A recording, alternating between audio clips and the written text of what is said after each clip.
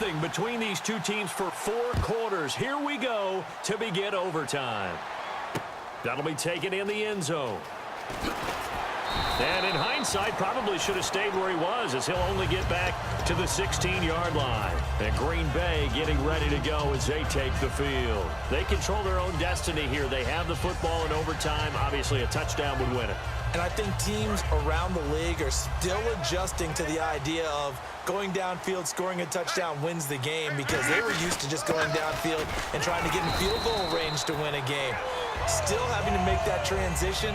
Let's face it now, the ones who are doing it best know they need to go down, attack, put the ball in the end zone, and not leave it up to a field goal and give the other team a chance. Yeah, as we said, they control their own destiny now. Second down following the run.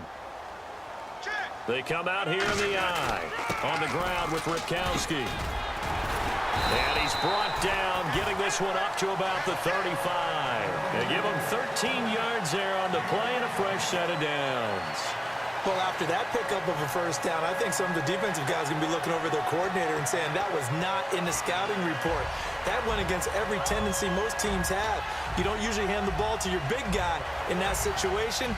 Sometimes you catch them by surprise. So they pick up the first down after the run, and now they approach for the fresh set.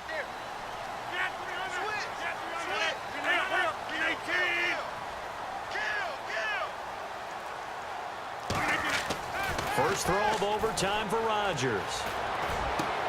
Over the middle, that's caught by Adams. And the play goes for 19 yards, gives him a new set of downs. Well, coaches always talk about finding balance on offense. I don't think you get much more balance than this. Big-time run, big-time pass. A 1-2 combination. Looked pretty good. How about that? Let's see if they can continue to take that kind of a punch, though. Now a first down carry. It's Lacy. And there just continues to be nowhere to run. He's bottled up again at the line of scrimmage. The evaluation process in today's NFL does not take into account as much bulk as it does speed, and that's what we're seeing with the linebacker position. Those guys that can run, they can play at any spot because they can make plays on the opposite side of the line of scrimmage. And he's going to go down way back at the 42-yard line. Terrell McClain in there to make the sack. He buries him for a loss of 10.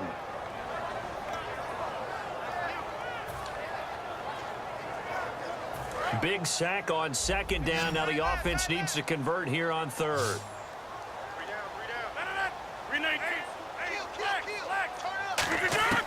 On third and long, it's Rodgers.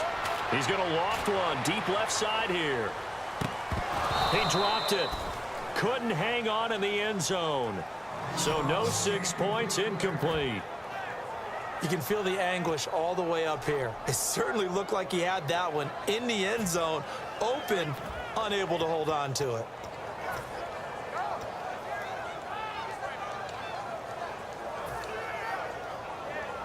Here's Jacob Shum now, on for a very important punt here in overtime.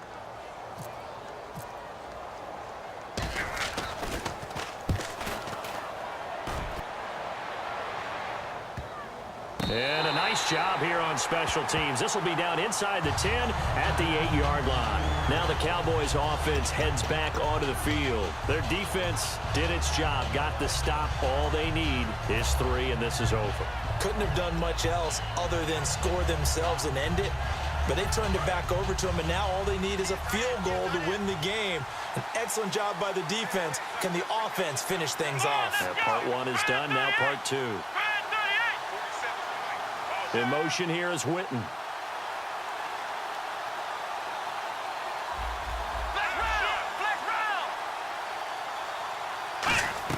Here comes the first throw in OT for Prescott. And Bryant's got it over the middle. And he's taken down, but able to get this up to the 20-yard line.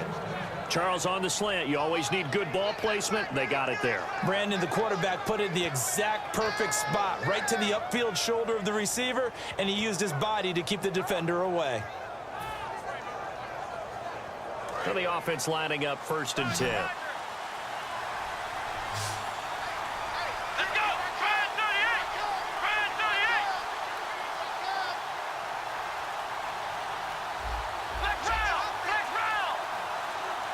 Play clock winding down. A first down throw for Prescott. Over the middle, it's complete.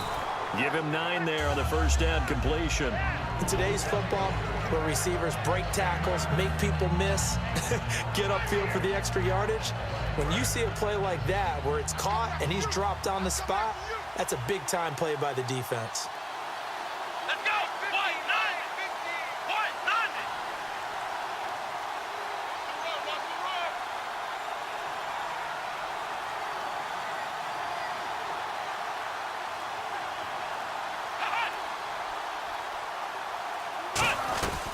They'll run it now out of the gun.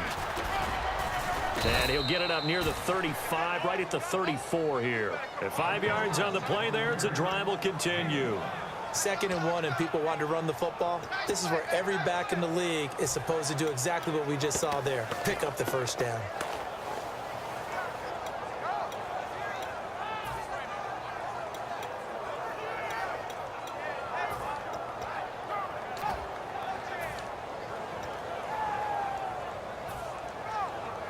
And a new set of downs here after picking up the first on the ground. And the D-line pinching together must be expecting the run. They go back to Elliott. He's been busy. And he is going to lose yardage here. That's going to go as a loss of 2, and it'll be 2nd down. Well, on that play, the expression, don't blink, you might miss something, certainly applied. That was fast. Defense diagnosed the play, and it was over in a heartbeat.